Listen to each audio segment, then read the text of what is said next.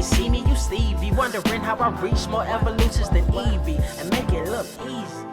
What is up, Earth's mightiest subscribers? It's Ernie, Blurred Without Fear. Welcome back to the channel. Also, if you're new here, make sure you hit that subscribe button and tap that notification bell. That way you don't miss anything. Plus, we're trying to hit that 100K. We're getting real close, so please consider helping a brother out. Also, speaking of helping a brother out, you can hit that like button. It actually helps the channel out tremendously. And also lets YouTube know that you like this, so that way it'll be more likely to show you my other videos as well. Anyway, we're gonna be talking about Teenage Mutant Ninja Turtles #1, written by Jason Aaron with art by Joel Jones, colors by Rhonda Pattinson, and letters by Sean Lee. This is it. This is here. This is the new relaunched Teenage Mutant Ninja Turtles following the previous run of 150 issues, not including crossover events and story arcs and spin-offs and God only knows what else. But yeah, it was a lot of comics. But right now we're back with another Teenage Mutant Ninja Turtles. Jason Aaron's come out of the gate swinging, and he's doing this in a very unique way. One way I actually really applaud, because you always think about, okay, well, when you're starting something over, how do you follow that previous 150 issues of Teenage Mutant Ninja Turtles, which arguably probably some of the best Teenage Mutant Ninja Turtles comics you're ever gonna read. I'm gonna be honest with you. It's hard to argue against it. I mean, yeah, sure, some other comics, some other TMNT comics have been really good over the years, especially the early days Mirage stuff, but I'm gonna be honest with you, this IDW TMNT is hitting on a whole other level, and I'm sorry, you can hate all you want, but it's better than that old shit. Let's just be honest, it's better. I'm sorry. And now the question becomes, does this maintain that same energy? Is it better? Is it up to snuff? I'm here to proudly report it's good.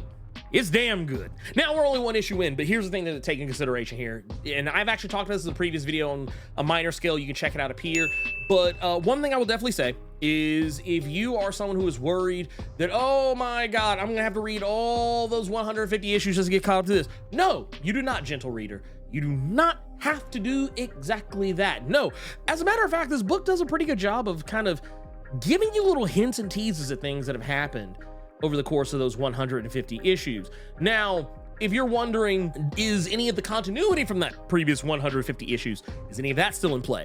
Yes, very much is. On top of that, there's been a time skip, which is also kind of going back to why you don't necessarily have to have read all 150 issues of the previous run. You don't even have to have read the 150th issue, because so much time has passed since that issue and the Turtles have drifted apart. It's actually why when you pick up this first issue, there are no other Turtles in it. It's just Raphael. And what Jason Aaron is doing is that for the first 4 issues, we're actually gonna have different artists. I've talked about this before, but you're gonna have different artists for the first 4 issues. Right now, we've got Joelle Jones, and she is taking care of the Raphael portions of this. This whole entire issue is 110% about Raphael. The second issue is gonna be about Michelangelo. We'll have Raphael Albuquerque on art. The third issue will be about Leonardo, and it will have Cliff Chang on art. And then, of course, the last but not least, and you always save the best for last, is the Donatello issue, which will be issue #4. That one will have art by Chris Burnham, and we've already seen a little taste of that in the Teenage Mutant Ninja Turtles Alpha issue. So, all that said, yes, why is Raphael in jail? That is the question a lot of people have been asking. Wait a minute, what happened? What did he do? And how did he get there? The beauty of this issue is that they never really actually tell you. They never really actually tell you what Raphael did to get himself thrown into the clink, but he is there. And it's kind of something that, we talked about this on the Blur Cave, which, by the way, live streams every Saturday at 1 p.m. Eastern, 10 a.m. Pacific. But I mused if this was one of those situations where Raphael is in prison largely because he wants to be there. But when we talked about it, I said, I wonder if this is one of those Punisher situations where he has either done something on purpose to get himself arrested or has cut a deal with somebody to get himself into the prison so that way he can root out a problem from the inside. And that's basically about what it is.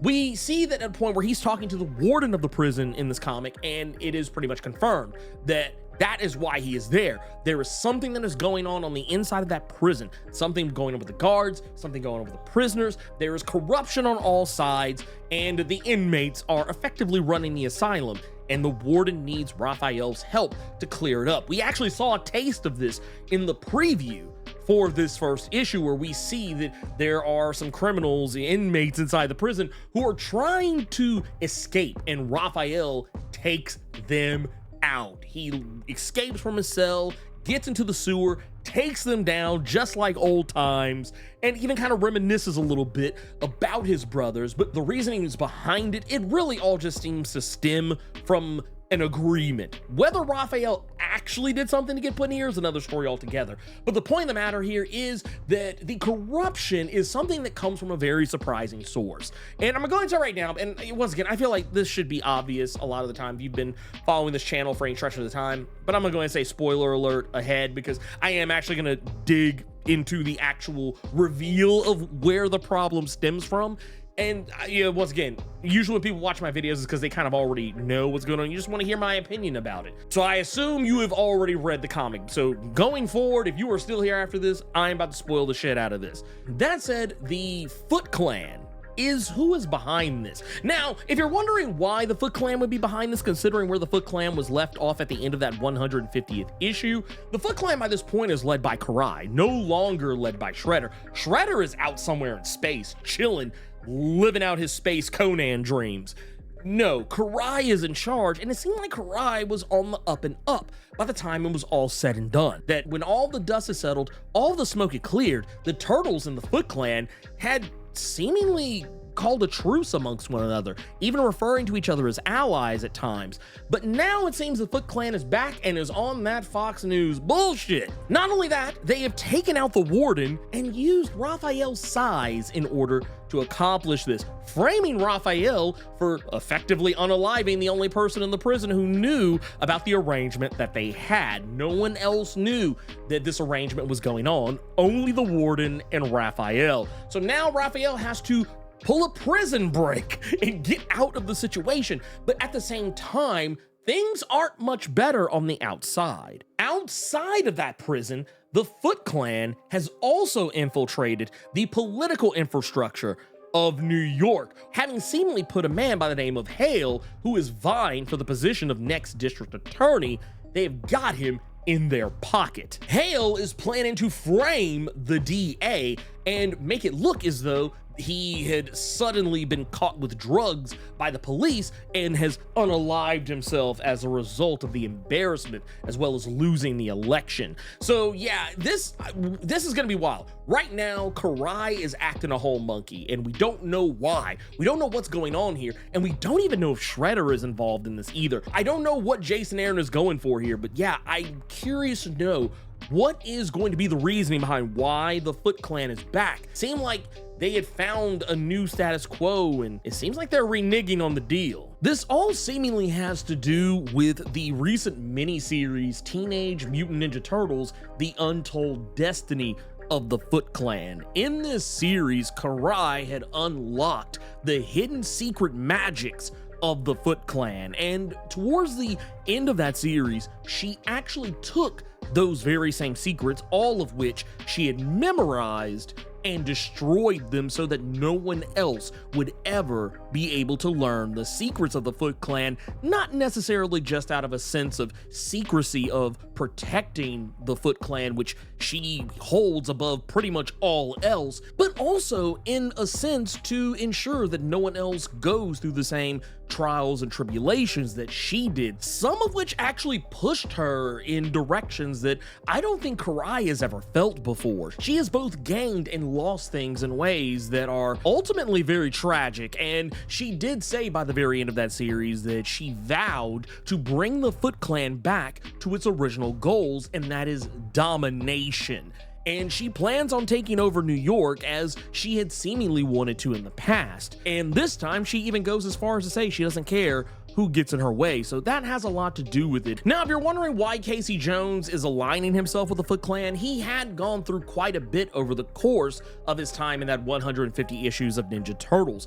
He was suffering physical and verbal abuse at the hands of his father, Hun, and he also suffered a near-death experience at the hands of Shredder. And going back to Hun, was even emotionally manipulated by Hun into working alongside him and helping Hun with his very selfish and evil machinations. But also at the same time, he was leading the Purple Dragons, which is effectively a gang, and while technically they were there to protect New York, ultimately he wasn't necessarily a choir boy the entire time. And he was dealing with a lot of unchecked aggression and working alongside Karai, and her Foot Clan is giving him every opportunity to unleash that unchecked aggression and keep himself relatively as sane as possible. That said, we don't get an answer for what was the falling out between the Turtles, and I don't think we're gonna get that answer right away. I think maybe by the time we get to the end of the 3rd or 4th issue, maybe we might know a little bit more, but as it stands, even in the Alpha issue, it's not revealed exactly what had happened. All we knew is that the Turtles had drifted apart. Now, there is something from the previous 150 issues that might explain this a little bit. There was, during the Armageddon game, the reveal that the Turtles, for all intents and purposes, have this mystical, passive ability amongst them to drag people into their orbit and to cause weird, crazy stuff to happen. That's really the most simple way to put it. And all people who are around them get drugged into the maelstrom, the singularity that is them. And it can tend to cause wild and crazy stuff to happen. And it was kind of hinted at that in even those last 10 or 12, maybe 15 issues of that 150 issue run, that the Turtles in the future would break up, that they would go their own separate ways, that Donatello would throw himself off more into his scientific and then later magic pursuits. Leonardo would seemingly start training other people in the ways of Clan Hamato, that Raphael would go off being a vigilante, and that Michelangelo would become a celebrity. Like, that was pretty much what was fated for them. And I don't know if this is the case, but it feels like what has happened is Jason Aaron is actually playing on some of that to some degree or another. Maybe not so much on the permanent level that was done in that last 150 issues, but definitely, on some level, it's very similar. So I'm curious to see what he's gonna do with it, because so far it looks pretty cool. It actually looks pretty cool. I'm actually here for it. I'm just more interested to know where the rest of the players are in all of this, because once again, we don't know where Shredder is or Venus de Milo. Who's to say where they are, where any of them all are right now by this point? We don't even know if Lita is still a thing in Jason Aaron's run. So I'm more curious to know just where everything else is going to be laid out. We kind of already know what old Hob is going to be up to thanks to that Alpha issue, so I'm not as worried about him. We know that he's also going to be getting a little bit of a series, or at least he's going to be featuring in a series with the upcoming Teenage Mutant Ninja Turtles Mutant Nation. And I don't know, you guys let me know what you think about it. And yeah, do it in the comments. And also, if you're on Threads, once again, I'm not gonna, as I've said in some other videos, I'm not gonna be on Twitter anymore. My last post was literally, as of the recording of this video, yesterday morning. So yeah, if you want to follow me on social media, make sure you hit me up on Threads. You'll be having comic conversations and conversations about all sorts of other stuff, anything I care to talk about. So yeah, you can always hit me up on there. And yeah, that's all I got.